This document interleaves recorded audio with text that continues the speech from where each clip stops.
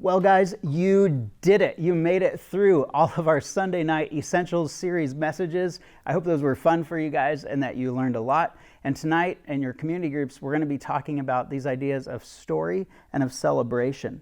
And so as we've been going through this rooted curriculum, we've been going through these rhythms and things that are important for you as a follower of Christ. Two of these things are really important, and they are sharing your story. Some people call this your testimony, and then celebrating not only accomplishments in your life. It's not about what you've done, but about what God's done in your life and what he's continuing to do in your life. So Sunday night, we looked at the fact that everyone has a story and everyone loves a good story. And good stories always have some components. You might have done a plot diagram when you were in an English class or something like that. But if you really break it down, there's only three main parts. You have kind of this beginning, introduction, setup of the story. You have some type of a plot twist or a conflict that leads up to this climactic moment. And then you have what happens after that, how it is resolved, or how the problem is solved, the issue is taken care of, and then what happens after those things. So kind of an introduction, a plot twist or conflict, and then a resolution. Well, God's story, if you want to break his story down very simply, it fits with that as well. We see that God has created all of us, created the universe, created us for a relationship with him. There's a plot twist or a conflict, and really that comes because we chose to go our own way.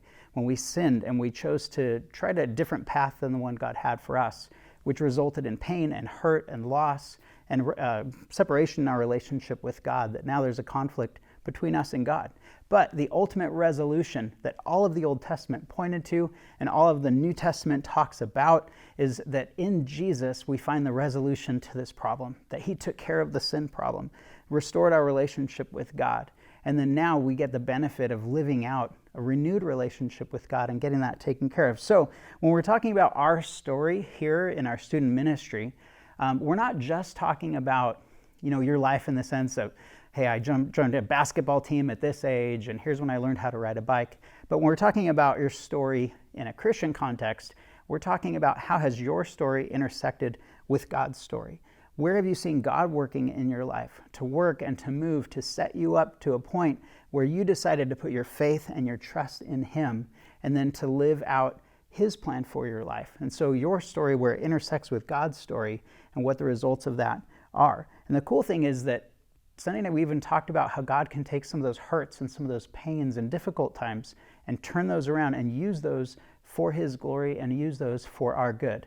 And so even though there's some sad parts of our story and there's some difficulties, we know that God can take even those things and use them for good as we're seeking him and seeking his best through that. So tonight we're going to be talking a little bit about that in your groups. You'll have the opportunity to think through your story in your group and to look back at how God has worked and what he's doing and to think about that. And really, we want to celebrate the fact that God is working and God is moving and God wants to use even the hard things in your life for his glory and for your good. So have fun as you guys do that tonight. Be a little open, be a little vulnerable. I encourage you to do that. You're going to get more out of it, and have a fun time with your groups. See ya.